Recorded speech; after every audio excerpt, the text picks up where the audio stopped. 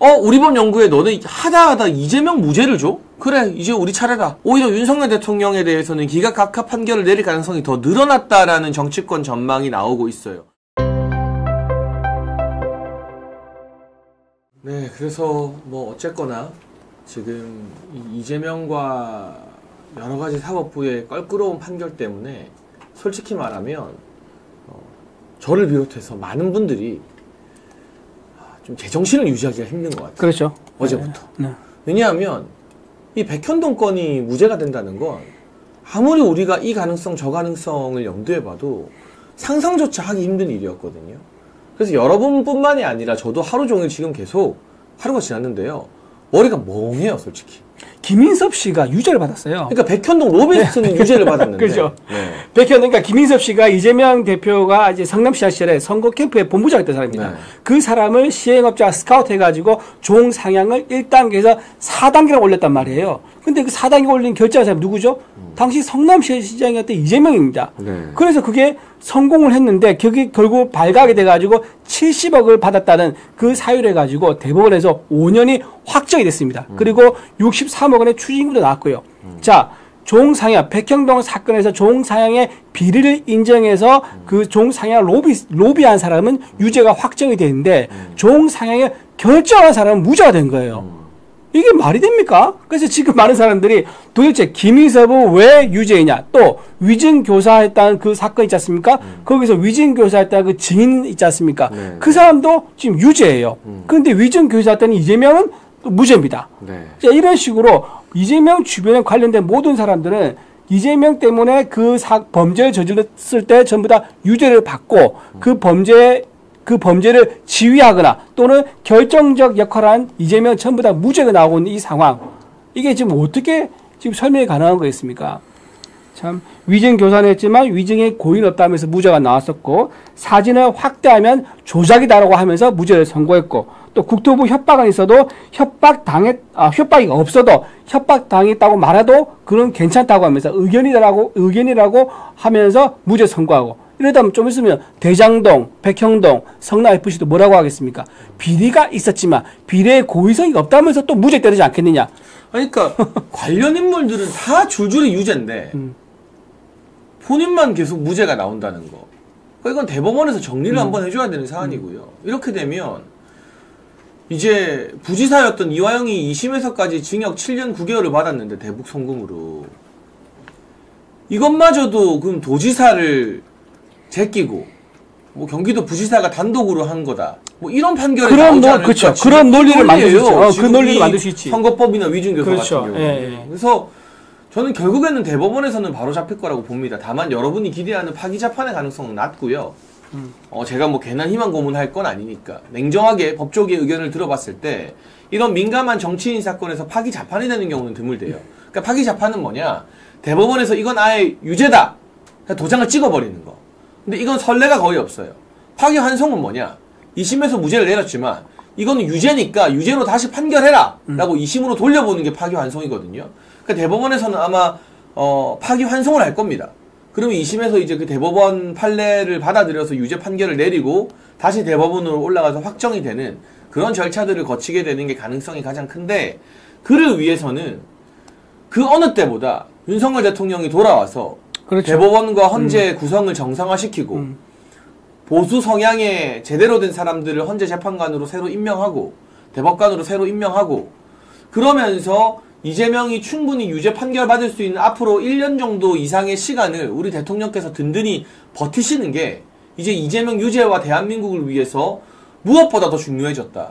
그러니까 이 판결 이전에 제가 앞서 말씀드리지만 윤석열 대통령 돌아오길 바라는 마음과 간절함이 100이었다면 이 판결 이후에는 대통령 돌아오길 바라는 간절함이 이제는 진짜 천, 만, 저 100배, 10배 올라가는 것 같아요. 10배, 100배 올라가는 것 같아요. 지금, 그래서 저 헌재 지금 재판관들이 아마, 참, 이런 말 하기가 좀 그러긴 한데, 원래 지금 이재명 재판과 관련이 없이 양심과 소신에 따라서 증거에 따라서 판단해야 됩니다. 그런데 이런 말도 안 되는 이재명 대표의 무죄 선고, 이재명 대표의 노골적인 이재명 대표 구하기 이제 이런 거 나오니까는 헌재에 있는 재판관 중에 상당수가 야 그렇게 나온단 말이지? 그러면 나는 좀 더 확신을 가지고 나는 결론을 내겠어라고 판단할 가능성이 훨씬 더 높아졌어요. 그러니까 이제 이런 분석들이 많이 나오더라고요. 그동안 조선일보나 조중동 사설이 윤석열 대통령도 탄핵시키고 이재명도 유죄 가고 이게 일종의 보수 언론의 사설 논조였거든요. 근데 이재명이 너무 어이없이 돌아와 버렸잖아요. 네. 그러면 보수 성향 재판관 중에서도 이게 직접적 영향은 없어야 되지만 헌재도 사람이잖아요. 네. 이 뉴스 어제 안 봤겠습니까? 당연히 다 보고 판단에 영향을 받죠. 라이브 실시간으로 봤을 거예요. 네. 우리 법 연구에 너네 이렇게 나온단 말이지. 나 이제 거리낄 거 없이 윤석열 대통령 기각이야. 각하야. 그리고 지금 6대2다 이거는 여러분 말이 안 되고요. 네. 지금 법조 취재를 제일 빡세게 하는 데 중 하나가 SBS예요. 근데 SBS가 어제 오늘자로 무슨 기사 썼냐면 헌재가 지금 5대3으로 계속 공전하고 있을 가능성이 높다. 이런 기사를 썼어요. SBS 임찬종 기자가. 그러면 우리가 예상하는 5대3 분위기가 맞는 거거든요. 김영두는 저쪽으로 넘어갔다 치고. 근데 이제 김복형 재판관이 약간 아리까리한. 보세요. SBS에서 기사 썼죠. 5대3 되드락에 걸린 헌재. 이 정도 메이저 언론사에서 5대3이라는 수치를 쓴 정도잖아요. 여러분 그냥 유튜버 말을 믿겠습니까? SBS 법조 기자 말을 믿겠습니까? 이게 가능성이 더 높아요. 5대3인 게. 근데 이 세 명이 우리 법 연구에 너네 하다 이재명 무죄를 줘? 그래 이제 우리 차례다. 오히려 윤석열 대통령에 대해서는 기각각하 판결을 내릴 가능성이 더 늘어났다라는 정치권 전망이 나오고 있어요. 요 분석은 어떻게 생각하세요, 대변인님?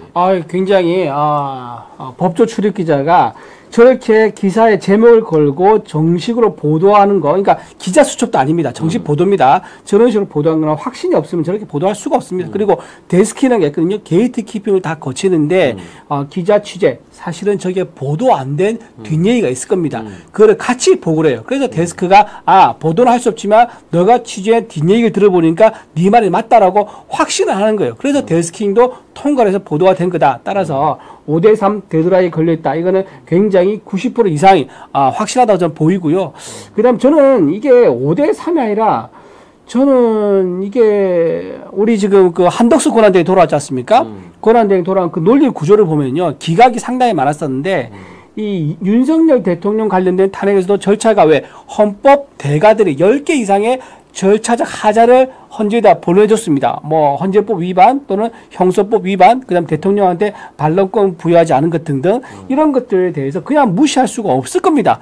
각각 다 그걸 무시하려고 그러면 무시해도 되는 근거를 써야 되는데 그 근거가 써지지가 않아요. 그래서 저는 지난번 한덕수 권한대행과 비슷하게 7대1 가능성도 배제할 수 없다. 정계선은 어차피 돌아오지 않습니다. 정근 재판관은 답을 정해두고 지금 하는 사람이기 때문에 이번 이재명 대표의 항소심 결과랑 비슷한 그런 재판부가 정계선과 마찬가지일 거다라는 저는 생각하고요. 나머지 재판부들은 지금 헌재에서 많은 헌법학자들이 낸 의견서 그리고 국민들의 여론 이런 것들을 다시 보면서 저는 7대1 가능성도 배제할 수 없다. 시간이 그만큼 뒤에 걸리면 걸릴수록 아마 논리를 반박할 수 없는 걸 인정할 수밖에 없지 않을까 그렇게 생각합니다. 오히려 네네. 그렇죠. 그렇죠. 네, 그래서 참 역설적이지만 이 판결 이후에 오히려 대통령 탄핵 기각각하 가능성이 좀 높아졌다는 분석이 나오고 있고 그동안 관망하던 약간 옅은 보수층이나 이런 데서 이재명을 심판하기 위해서는 이제 진짜 윤석열 대통령이 돌아오는 것밖엔 답이 없구나. 오히려 보수가 더 결집하게 되는 그런 계기가 되지 않을까. 실제로 오늘 MBS 여론조사가 발표됐는데요. 지난주 대비해서 이게 뭐 이재명 재판이 많이 반영된 건 아니겠지만 오늘 발표됐기 때문에 탄핵 찬성을 바라는 수치는 좀 줄었고요. 탄핵 반대, 탄핵 기각 원하는 수치가 좀 늘었어요. 이게 다음 주 되면 전 더 바뀔 거라고 봅니다. 그렇죠. 아무래도 이게 너무 말도 안 되는 상황이 펼쳐졌기 때문에. 그래서 오늘 내일 아마 여론조사가 어딘가 하고 있을 겁니다. 그래서 네. 이번 주말에 나오든지 아니면 다음 주 월요일 해가지고 이재명 대표의 말도 안 되는 무죄의 선고가 반영된 여론조사가 나온다. 그렇다 그러면 아마 이제 윤석열 대통령에 대한 탄핵이 반대 의견이 훨씬 더 높아지지 않을까 생각이 들고요. 또 하나 방금 말한 그 여론조사 보면은 국민의힘과 민주당의 어떤 지지율이 비슷하게 나옵니다. 동률로 나왔죠. 동률로 나왔죠. 네. 근데 아마 국민의힘 지지율이 더 올라가지 않을까, 역전을 해서 좀 앞서가지 않을까, 그럴 가능성이 대단히 높아 보인다. 네.